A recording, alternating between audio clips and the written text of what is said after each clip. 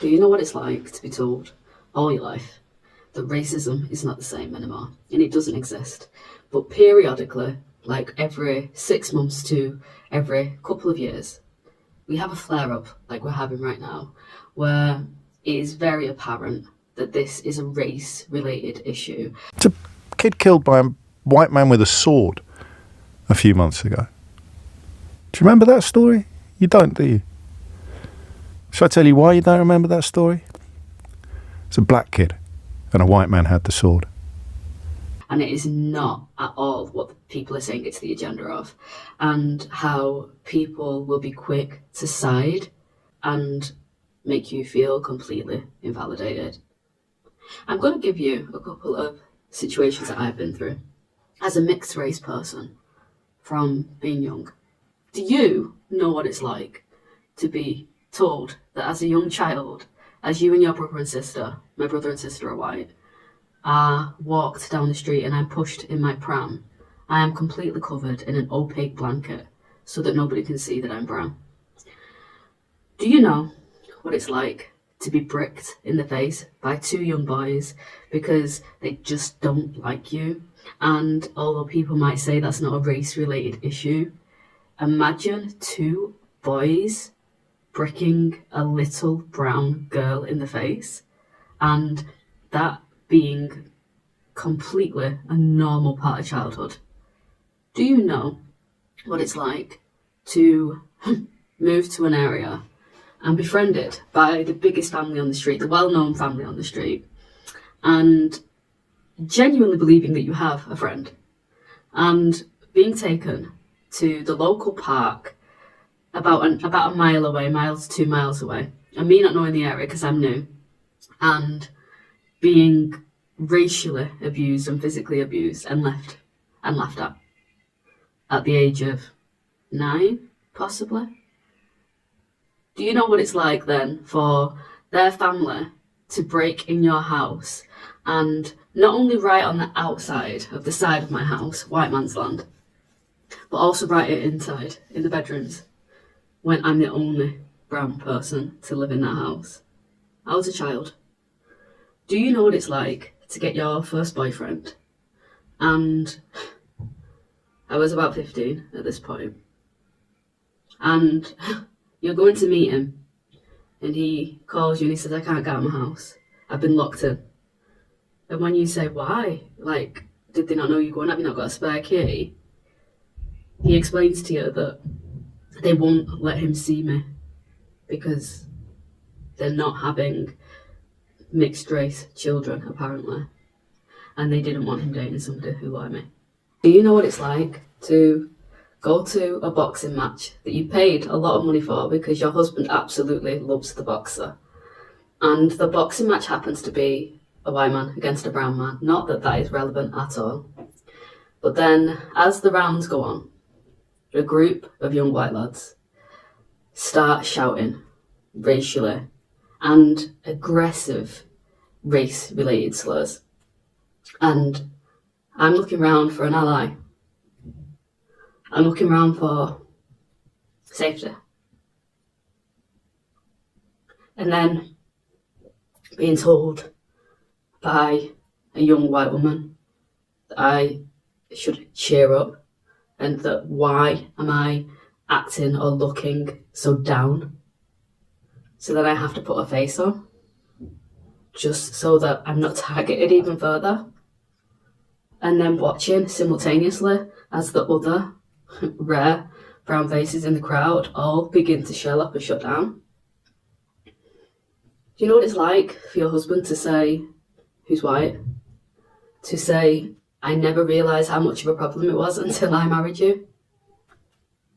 For him to go to work and just in general talking about how he would like to go to Barbados one day because that's where my dad's side of the family's from, and how the response that he got was, why would you want to go there with all those, and I'm not going to say it, and how he is now at the hands of what I've always been at the hands of, because they don't like that he is an ally to me. Young fella, and I got a job, odd carrier. I was an odd carrier. I'll never forget this. I was an odd carrier. We went up there, it was £100 a day, it was big money in them days. And the geezers give me a job. Anyway, they said to me later in the day, have you got anyone else you know, Darren? And Thomas was like a brick door, he was. And I said, I've got my mate. He said, bring him tomorrow. I said, all right. On the way home, normal, some racial jokes, whatever. What's your mate? I said, yeah, he's massive. Oh yeah, well, as long as he ain't black, that's when it's... Well, my heart sunk, so I got out. I said, well, he is actually.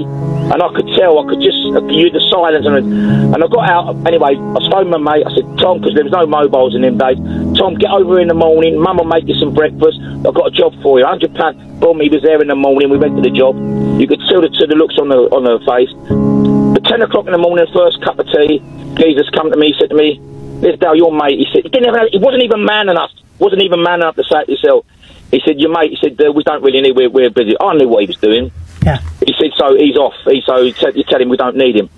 So I said, well, if you don't need him, you don't need me. You don't need me either. So he said, so me and Tom, we walked 5 miles home, and like my arm round him, and within 10 minutes we were talking nonsense on the way home and everything.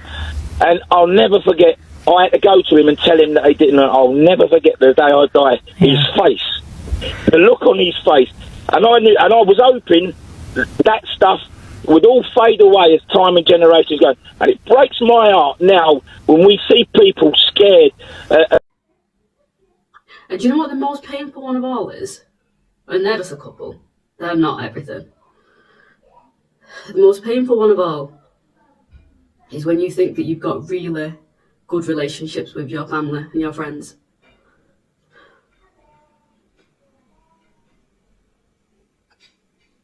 And in moments like this, they show you that they are not an ally. They show you that everything that you have built together, everything that you thought meant something, they don't side with you. They don't empathise with your pain. They don't even believe it. Do you know what that feels like? Because I am tired. I'm tired of being quiet about an experience that I've had frequently. To be told that it's just a couple of ignorant people and that it's not an issue and that I make it an issue, that I play the race card. Do you know how it feels to not be able to go to your local town because you're worried about the riots? I'm alright, I'm really scared and I just want to get home and I don't know how to get home. Where do you live, Angel? I live at the Ocean House. I'm really scared. Do you know how it feels to go into a conversation scared to tell them how you feel about it because you're so scared that they will expose themselves as an ally to them and not you? A carer in Middlesbrough finished a 12-hour shift only to come home and find that far-right thugs had burnt his car during the riots. Brendan had been working in 2 care homes looking after the elderly all day. He told the BBC, I couldn't even recognize it. I went to the bathroom, I cried because I know how much it took me to be able to save this money and be able to get this. What am I even doing here? That was the question I asked them. What am I even doing here? I'm here taking care of somebody. I'm here taking care of people, making sure they are okay. They are elderly.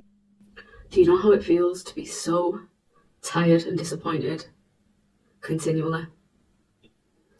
And having to constantly reevaluate the people that you have in your environment because you just never, ever know what their true opinion is. And for them, it might be a menial thing. But for me, it's my identity. It's a sense of self that I can never hide and that I can quite possibly be judged for. Often am judged for, even though I try my hardest to contribute to my country. I try hard to contribute to being a well-rounded, positive person who creates a positive ripple effect. And none of that matters. And do you know why none of that matters? Because look at me.